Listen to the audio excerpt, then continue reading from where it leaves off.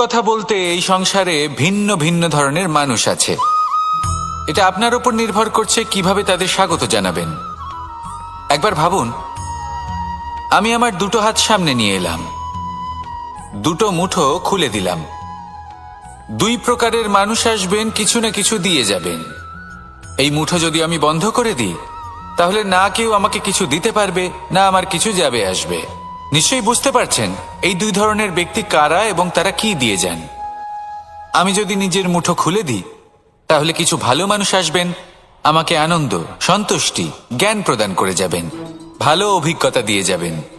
কোনো খারাপ ব্যক্তি যদি আসেন, তাহলে তিনিও খারাপ অভিজ্ঞতা দেবেন, যার থেকে আমি শিক্ষা লাভ করব। এই সব কিছু আমি লাভ করতে পারি। মুঠো যদি বন্ধ করে রাখি, তাহলে আমি কিছুই পাবো না। দেখুন, এই সংসারে প্রত্যেকের জীবনে এইরকম।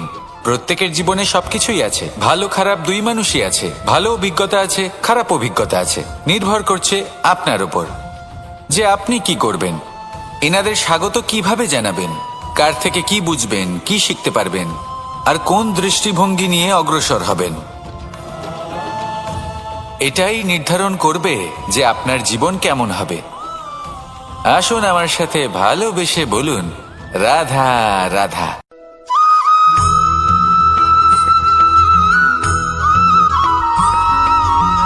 ভালো, শুধু ওনাদের কঠোর ব্যবহার দেখলে আমরা একটু ভয় পেয়ে যাই। এবার ওনাদের এই কঠোর ব্যবহার আমাদের ভালো না লাগলেও অত্যন্ত আবশ্যক, কারণ মাতার থেকে আমরা যে শক্তি লাভ করি তা যেন নিয়ন্ত্রণ হারিয়ে বিধ্বংসী না হয়ে ওঠে। আমরা যেন কোনো কুপথে না চলে যাই, আমরা কখনো যেন দোষ না করে ফেলি। শুধু সেই জন্য পিতা এবং গুরু একটু কঠোর হয়ে ওঠেন, এবং ওনাদের এই কঠোর আচরণ ভবিষ্যতে গিয়ে আমরা অবশ্যই বুঝতে পারি। জীবনে কিছু বছর আমরা এগিয়ে যাই, আর তারপর আমরা বুঝতে পারি যে বাবা এবং গুরু আমাদের যথেষ্ট ভালোবাসতেন, কিন্তু ওনাদের ভালোবাসার বহিঃপ্রকাশ আলাদা। প্রয়োজনীয় হলো এটা দেখার, এটা বোঝার যে শুরু থেকে আমাদের প্রতি ওনাদের আচরণ কেমন ছিল। ওনাদের কঠোর হওয়ার পেছনে ওনাদের ভালোবাসাটা বোঝার চেষ্টা করুন, ওনাদের চিন্তাটা বোঝার চেষ্টা করুন, ওনাদের পথপ্রদর্শনের আড়ালে আপনার ভবিষ্যতের জন্য যে পরিকল্পনা ওনারা করেছেন সেটা বোঝার চেষ্টা করুন। তখন আপনারা বুঝতে পারবেন ওনাদের ভালোবাসাকে। আপনার মনের মধ্যে আপনা থেকেই ওনাদের প্রতি সম্মান জেগে উঠবে। নিজের পিতা এবং নিজের গুরু এই দুজনের প্রতি কৃতজ্ঞতা প্রকাশ করুন, আর আমার সাথে ভালোবেসে বলুন, রাধা রাধা।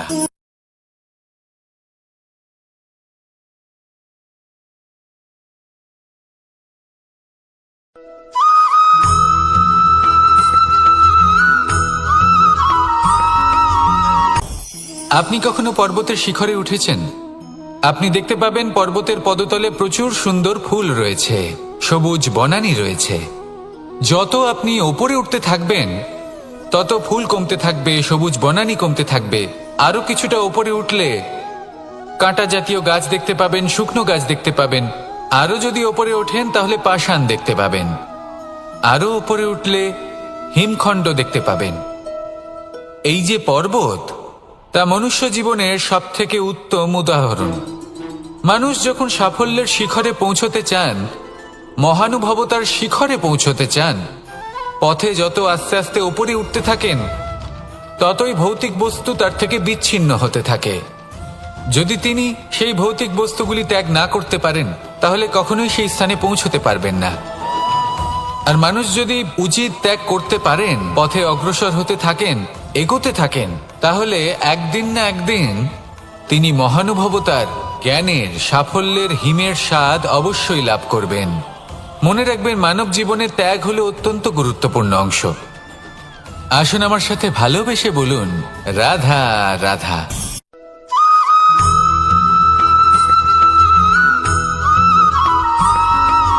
মানুষের একটি সমস্যা আছে যে মানুষ সাফল্যকে মাপতে থাকেন, লক্ষ্যপ্রাপ্তিকে মাপতে থাকেন এবং তার তুলনা করতে থাকেন যে ও এত কিছু পেল আর আমি পেলাম না,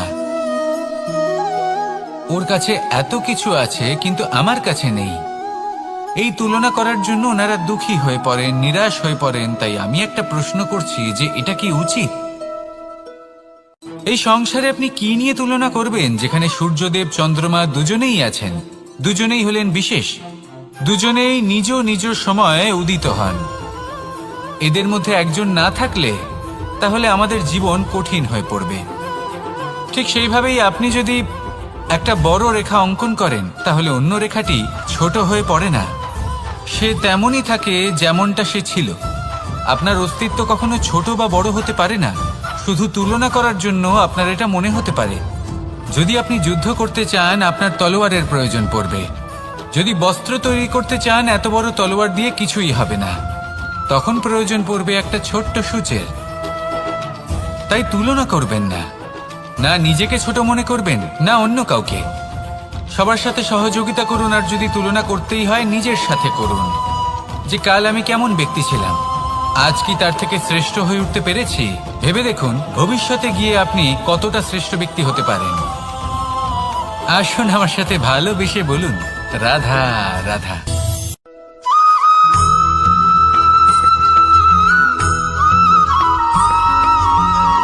জীবন কিসের উপর নির্ভরশীল?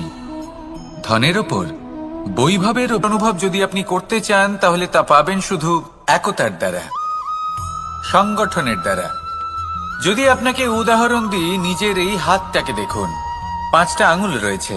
কোনো একটা বস্তুকে নিজের একটা আঙুল দ্বারা তুলে ধরার চেষ্টা করে দেখুন, বড়ই কষ্ট হবে। তখন আপনি বুঝতে পারবেন, যখন এই 5টি আঙুল একত্রিত হয়, তখন কোনো কাজ কতটা সহজ হতে পারে। এটাই হলো শক্তি একতার। সব থেকে ভালো উদাহরণ যদি আপনাকে দিই,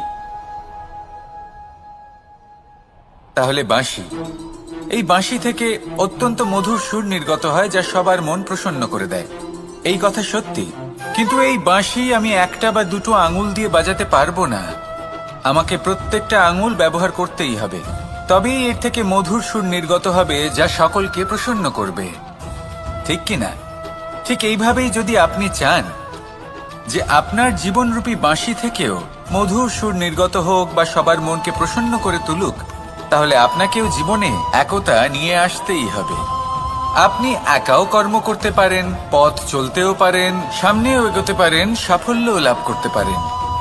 কিন্তু যখন সকলে একসাথে এগোবেন, সেই পথে চলবেন, সেই কর্মই করবেন, তখন লক্ষ্যে অবশ্যই পৌঁছবেন, সাফল্য অবশ্যই লাভ করবেন। কিন্তু সেই সাফল্য এবং তার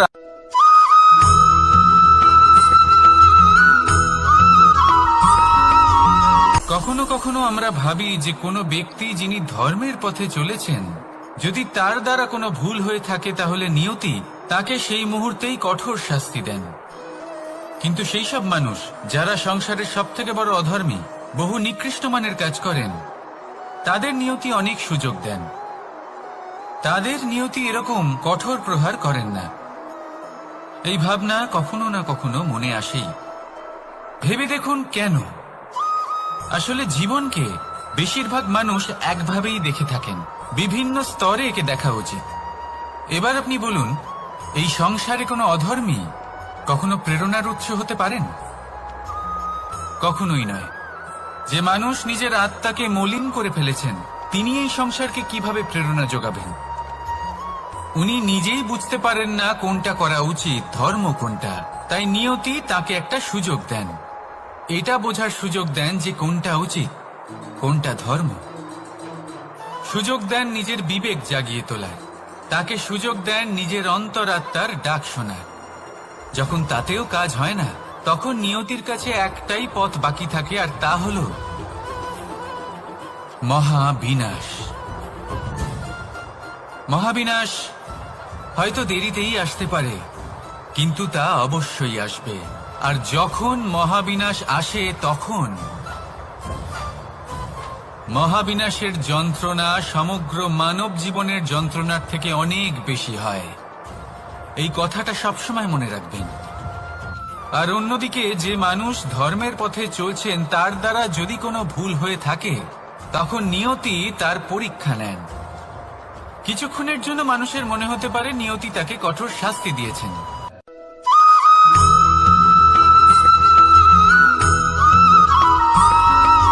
প্রত্যেক মানুষ নিজের জীবনে হীরক তথা হীরে এবং দর্পণ এই দুই দেখেছেন। এই দুই হলো সাদা এবং এরা দুজনেই আলোর প্রতিফলন ঘটায় এবং এরা দুজনেই উজ্জ্বল হয়ে ওঠে। আপনি হয়তো মনে মনে ভাবছেন যে এটা কি ধরনের তুলনা করছি। একটা হিরে তো রত্ন, তার মূল্য দর্পণের থেকে অনেক গুণ বেশি। কিন্তু হিরে থাকাতে দর্পণের মূল্য কিন্তু কোনো অংশে কমে যায় না, তাই না? মানুষ যখন হিরে নিজের হাতে নেয় তখন সবার আগে কি খোঁজে? দর্পণ, যাতে তার মধ্যে দিয়ে দেখে সে বুঝতে পারে যে সেই হিরে আদৌ তার শোভাবর্ধন করছে কিনা, তাকে ভালো দেখাচ্ছে কিনা, প্রসাধনের জন্য সেটা ব্যবহার করা ঠিক হবে কিনা। অর্থাৎ হীরের উপস্থিতিতে দর্পণের গুরুত্ব কম হলো না, দর্পণের কারণে হীরের মূল্য বোঝা গেল। আমাদের জীবনেও ঠিক এরকমই ঘটে। আপনারা যদি সংসারে নিজের আশেপাশে দেখেন, এমন অনেক মানুষ দেখতে পাবেন যারা নিজেদের ক্ষেত্রে মহান স্থানে পৌঁছেছেন, নিপুণ এবং শ্রেষ্ঠ।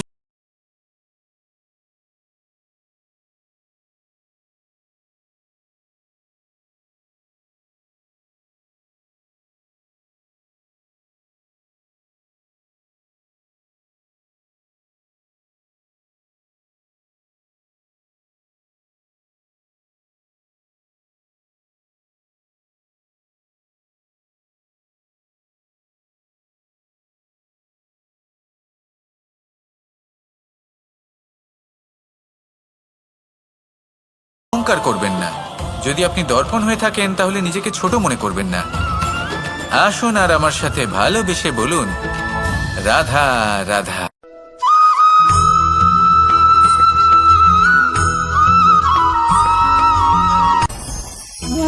ভোজন। এবার ভোজন সংগ্রহ করার জন্য মানুষ কি না করেন, সব সময় চেষ্টা করতে থাকেন। ফসল উৎপাদনের জন্য অনেক পরিশ্রম করতে থাকেন, কিন্তু অনেক সময় অনেক পরিশ্রম করার পরেও ফসল ভালো উৎপাদন হয় না। এর কারণ কি? কারণ হলো এটাই যে আপনি পরিশ্রম হয়তো অনেক করেছেন, কিন্তু আপনার নজর তো সেই বীজের দিকে ছিলই না যা আপনি রোপণ করেছেন। সেই জন্য সব সময় কোনো বীজ রোপণ করার আগে তাকে পরখ করে দেখুন, তা অত্যন্ত আবশ্যক। আর সেইভাবেই যখনই কোনো কর্মের প্রশ্ন আসে, তাহলে সেখানে শুধুমাত্র পরিশ্রম যথেষ্ট নয়।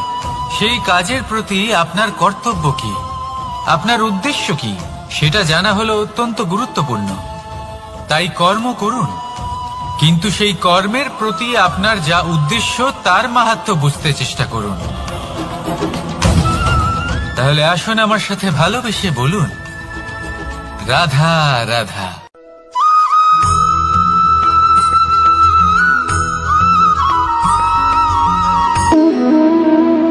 সম্পর্ক হলো আমাদের জীবনের একটি আধার।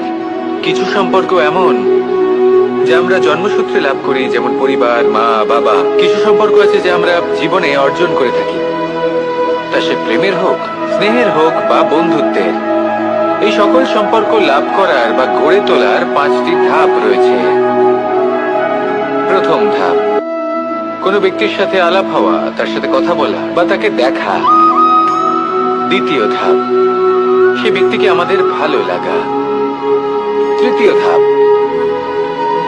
আমাদের এটা চাইতে শুরু করা যে জীবনে এই ব্যক্তি যেন আমাদের বন্ধু হন, আমাদের জীবনে থাকেন, বা আমাদের কাউকে ভালোবেসে ফেলা। আর এটা আমাদের ভাবা বা চাওয়া যে সেই ব্যক্তি যেন আজীবন আমার সাথে থাকেন, আমার জীবনে আমার সাথী হয়ে।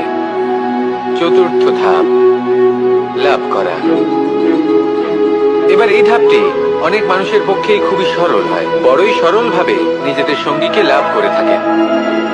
কিছু মানুষের জন্য এই ধাপ অত্যন্ত কঠিন হয়ে থাকে। অনেক প্রতিকূল পরিস্থিতির উপর জয়লাভ করে তারা সঙ্গীকে লাভ করেন, কিন্তু লাভ অবশ্যই করেন। এরপরে আসে পঞ্চম, অন্তিম এবং সব থেকে গুরুত্বপূর্ণ ধাপ। সেটা হলো সেই সম্পর্ক পালন করা। এটা হলো এমন এক বিষয় যা প্রত্যেক মানুষের শেখা উচিত। যদি ব্যক্তি নিজের জীবনে সম্পর্ক রক্ষা করতে শিখে যান, তবে প্রত্যেক সম্পর্ক তার জীবনকে স্বর্গ করে তুলবে। আসুন আর আমার সাথে ভালোবেসে বলুন, রাধা রাধা।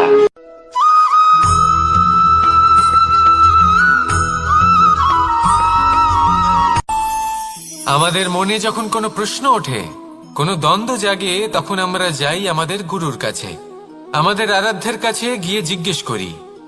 এইভাবেই একদিন আমি পৌঁছলাম আমার আরাধ্যের কাছে, আমার মহাদেবের কাছে, আর ওনাকে প্রশ্ন করলাম যে মহাদেব, জীবনে আনন্দ পাওয়ার, উৎসব পালনের, প্রেম ভাগ করে নেবার, জীবনকে উপভোগ করে নেওয়ার সর্বশ্রেষ্ঠ সময় কোনটা? মহাদেব হাসলেন আর উনি বললেন, জীবনে উৎসব পালনের সব থেকে শ্রেষ্ঠ দিন হল মৃত্যুর ঠিক আগের দিনটা। প্রেম ভাগ করে নেওয়ার সব থেকে শ্রেষ্ঠ মুহূর্ত হল মৃত্যুর ঠিক আগের মুহূর্ত। জীবনকে উপভোগ করে নেওয়ার সর্বশ্রেষ্ঠ প্রহর হল মৃত্যুর এক প্রহর পূর্বে। তখন আমি চমকে গেলাম। আমি বললাম, কিন্তু মহাদেব, মৃত্যু তো অনিশ্চিত, আমরা জানিও না কবে আমাদের মৃত্যু হবে। মহাদেব আবার হাসলেন। উনি বললেন যে যদি আমরা এভাবে জীবন কাটাই যে আমরা জীবনের প্রত্যেক দিন, প্রত্যেক মুহূর্ত, প্রত্যেক প্রহর শেষ বলে মনে করি, তাহলে আমাদের সমস্ত জীবন আনন্দের সাথেই অতিবাহিত হবে। কি বলেন?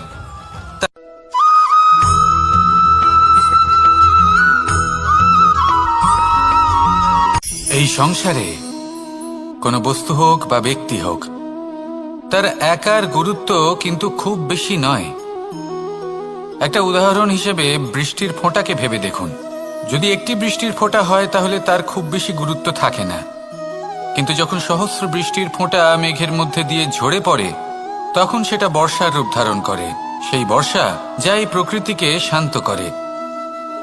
সেইভাবেই পাথরের ছোট টুকরো, তার খুব বেশি গুরুত্ব থাকে না, কিন্তু যখন অসংখ্য পাথরের টুকরো একত্রিত হয় তখন তা পর্বতের আকার ধারণ করে।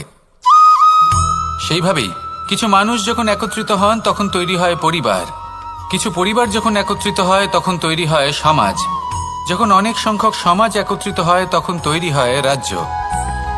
এবার এই রাজ্যের সব থেকে গুরুত্বপূর্ণ ব্যক্তি হতে পারেন রাজা, কিন্তু তাও সেই রাজা একা কিছু করতে পারেন না। যুদ্ধ লড়ার সময় তারও নিজের সৈন্যদলকে প্রয়োজন পড়ে। কিন্তু এই সংসারে এমন একজন ব্যক্তি আছেন যিনি একাই সব কাজ করতে থাকেন, এবং সেই ব্যক্তি হলেন মা। আমাদের জীবনে একজন পিতার ভূমিকা কিন্তু নিঃসন্দেহে অমূল্য, কিন্তু আমাদের সকলের জীবনে যে ভূমিকা একজন মায়ের তা অন্য কারোর থাকে না। একজন মা একাই সন্তানকে বড় করতে পারেন, সংস্কারী করে তুলতে পারেন, তার জন্য পরিশ্রম করেন। আর এত কিছু কাজ করার পরেও তার কাজের জন্য তিনি প্রশংসা অবশ্য পান না। উল্টে যদি সেই সন্তান অনুচিত পথে চালিত হয়, অনুচিত কর্ম করে, তখন সেই মাকেই অপবাদের পাত্র হয়ে উঠতে হয়। আমাদের জীবনে মায়ের যোগদান কতটা সেটা বুঝুন। আপনাকে বড় করে তোলার জন্য উনি কতটা পরিশ্রম করেছেন সেটা বুঝুন। আজ থেকে, এখন থেকে, এই মুহূর্ত থেকে মাকে সম্মান করতে শিখুন। যখন সময় পাবেন, যখন সুযোগ হবে, তখন তার প্রশংসা করুন, ওনারও ভালো লাগবে। আর মায়ের এই মমতার জন্য, তার এই ভূমিকার জন্য আসুন সবাই মিলে আমরা তাকে প্রণাম করি, আর সকলে মিলে ভালোবেসে বলি, রাধা রাধা।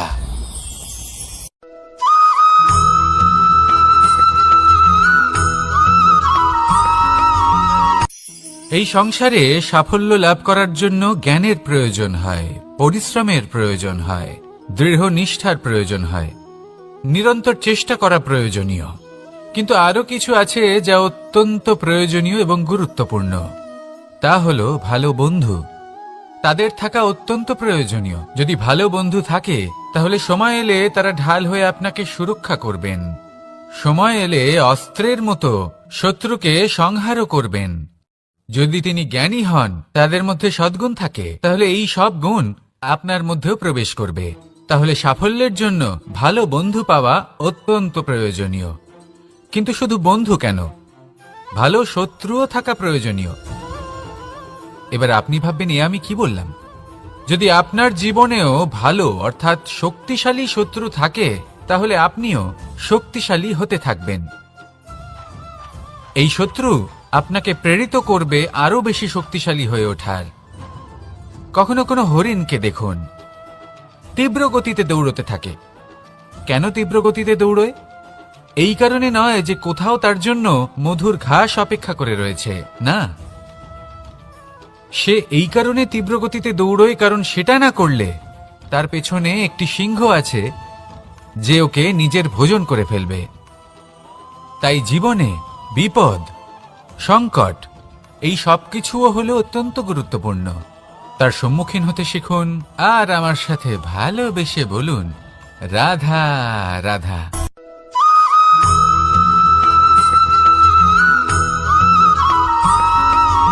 কথায় আছে, প্রত্যেক পুত্র তার পিতার প্রতিচ্ছবি হয়, আর সমস্ত প্রতিচ্ছবি চায় যেন সে তার অস্তিত্ব প্রাপ্ত করতে পারে। পুত্র চায় সে যেন তার পিতার মতো হয়, বা কখনো কখনো তার থেকেও শ্রেষ্ঠ হয়। সেটা কোনো অনুচিত ব্যাপার নয়। অনুচিত তখন হয় যখন পুত্র নিজের পিতার মতো হবার স্বপ্ন পূরণ করতে গিয়ে বা তার থেকেও শ্রেষ্ঠ হওয়ার স্বপ্ন পূরণে অনুচিত পথের আশ্রয় নেয়। কারণ তারপরে সে তার পিতার গুণগুলি আত্মসাৎ করতে চায় না।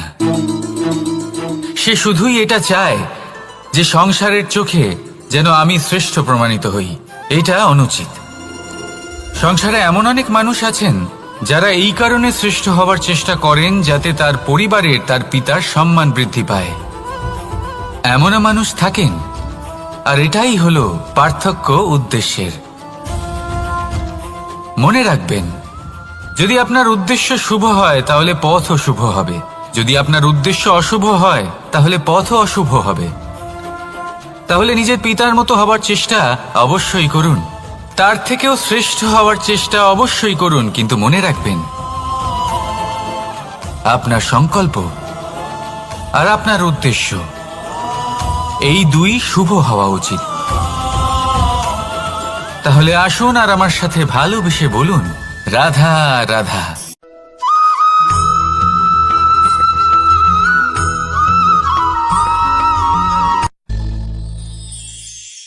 শিশিরের বিন্দু পাতার ওপর পড়ে আর তার গায়ে লেগে থাকে। পাতা তাকে শুষে নিতে পারে না, আর শেষ পর্যন্ত সে ঝরে পড়ে যায়। অন্যদিকে রয়েছে মেঘ এবং চাতক। এদের মধ্যে অনেক দূরত্ব থাকে। মেঘ থাকে আকাশে আর চাতক থাকে ধরিত্রীতে। কিন্তু যখন এই মেঘ থেকে বৃষ্টি ঝরে পড়ে, এই চাতক কিন্তু সেই জলই পান করে, নয়তো সে তৃষ্ণার্ত থেকে যায়। এবার অন্যদিকে দেখলাম শিশির বিন্দু আর পাতার এই সম্পর্ক। এরা খুব কাছাকাছি থাকে, ঘনিষ্ঠও থাকে। অন্যদিকে রয়েছে মেঘ এবং চাতকের সম্পর্ক, যাদের মধ্যে অনেক দূরত্ব থাকা সত্ত্বেও তারা খুব ঘনিষ্ঠ, তাই না? এই সারমর্ম খুব সরল। এই নৈকট্য, এই দূরত্ব, তা আপনার সম্পর্কে প্রভাব কিছুতেই ফেলতে পারে না। এই নৈকট্য, এই দূরত্ব, এইসব হলো শুধুমাত্র মনের ব্যাপার। কখনো আপনি অনুভব করেছেন আপনি কারোর থেকে অনেক অনেক দূরে আছেন, অনেক দূরে আছেন, তাও সেই ব্যক্তির প্রতি আপনি টান অনুভব করেন। সেখানে আপনি কারোর সাথে প্রত্যেক দিন অতিবাহিত করেন, সমস্ত জীবন অতিবাহিত করেন, সব থেকে বেশি সময় তার সাথে অতিবাহিত করেন, তাও তার প্রতি সেই টান অনুভব করেন না। এই সংকেত হলো মনের দূরত্বের। তাহলে মনের এই দূরত্ব দূর করুন আর আমার সাথে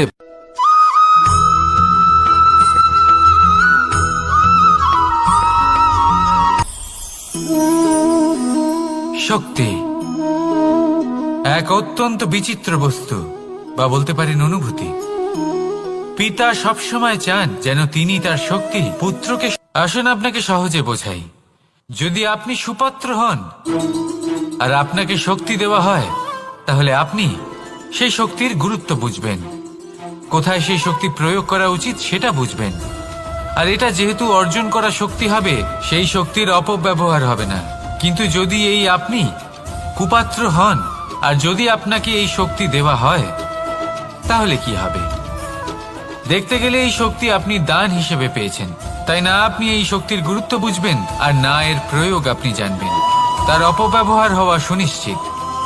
তাই যদি আপনি কোনো শক্তি অর্জন করতে চান, তাহলে আগে তার যোগ্য হয়ে উঠুন।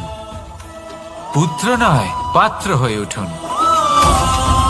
আর আমার সাথে ভালোবেসে বলুন, রাধা রাধা।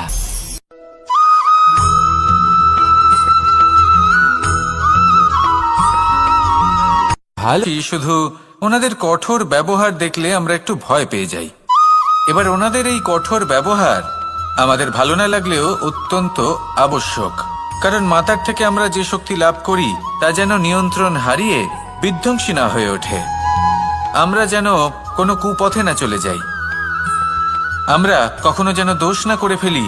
শুধু সেই জন্য পিতা এবং গুরু একটু কঠোর হয়ে ওঠেন, এবং ওনাদের এই কঠোর আচরণ ভবিষ্যতে গিয়ে আমরা অবশ্যই বুঝতে পারি।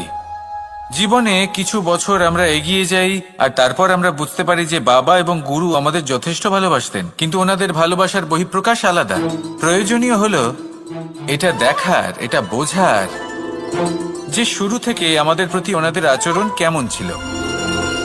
ওনাদের কঠোর হওয়ার পেছনে ওনাদের ভালোবাসাটা বোঝার চেষ্টা করুন, ওনাদের চিন্তাটা বোঝার চেষ্টা করুন, ওনাদের পথপ্রদর্শনের আড়ালে আপনার ভবিষ্যতের জন্য যে পরিকল্পনা ওনারা করেছেন সেটা বোঝার চেষ্টা করুন। তখন আপনারা বুঝতে পারবেন ওনাদের ভালোবাসাকে। আপনার মনের মধ্যে আপনা থেকেই ওনাদের প্রতি সম্মান জেগে উঠবে।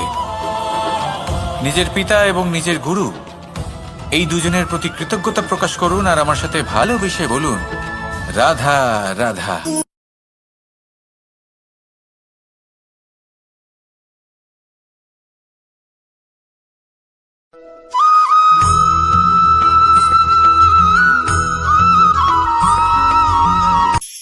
কখনো কোনো বাগানের কোনো বৃক্ষকে দেখেছেন যেখানে সুগন্ধি ফুল থাকে, রসালো ফল থাকে?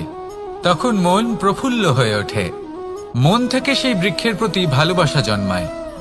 কিন্তু যিনি বাগানের মালিক, শুধুমাত্র তিনিই জানেন যে কিভাবে এই বৃক্ষকে আগলে রাখতে হয়, কিভাবে তার পরিচর্যা করলে এতে সুন্দর সুগন্ধি ফুল হবে, রসালো ফল হবে। কখনো কখনো প্রয়োজনের থেকে বেশি রোদ পেলে এই বৃক্ষগুলি শুকিয়ে যায়, প্রয়োজনের থেকে কম রোদ পেলেও এই বৃক্ষ কিন্তু শুকিয়ে যায়। প্রয়োজনের থেকে কম জল যদি পায়, এই বৃক্ষ শুকিয়ে যেতে পারে। প্রয়োজনের থেকে অতিরিক্ত জল যদি পায়, তখনও এই বৃক্ষের শিকড়গুলি নষ্ট হয়ে যেতে পারে। এবার এটাই কিন্তু আমাদের সংসারের সাথেও হয়। আমাদের সংসারের সকল প্রতিভাশালী ব্যক্তি, যেমন লেখক, বিচারক, প্রবক্তা, যোদ্ধা, এদের সবার ক্ষেত্রে এই কথাটাই প্রযোজ্য। যদি বেশি প্রশংসা করা হয় তাহলেও এরা হারিয়ে যাবেন। প্রয়োজনের থেকে বেশি যদি নিন্দা করা হয় তখনও তারা নত হয়ে পড়বেন।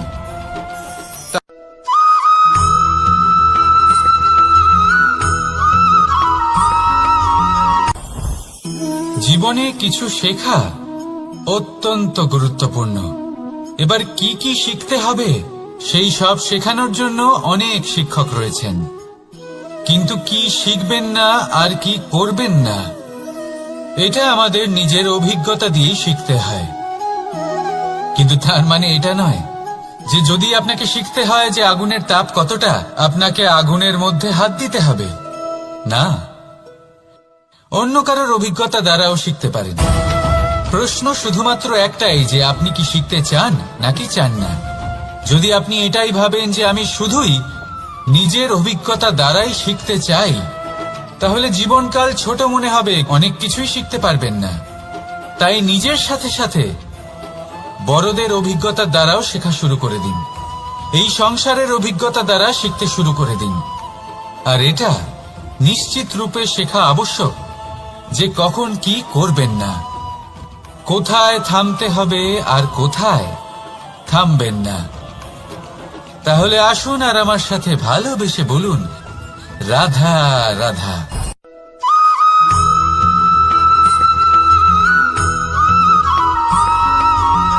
এই সংসারে সব থেকে বেশি কোমল বস্তু হলো রেশম। এই রেশম এতটাই কোমল হয় যে এর পুরো একটা থান শুধুমাত্র একটা হাতে ধরা সম্ভব। কখনো ভেবে দেখেছেন এই রেশম কিভাবে হয়? একটি কীট তার লালার দ্বারা উৎপন্ন হয়।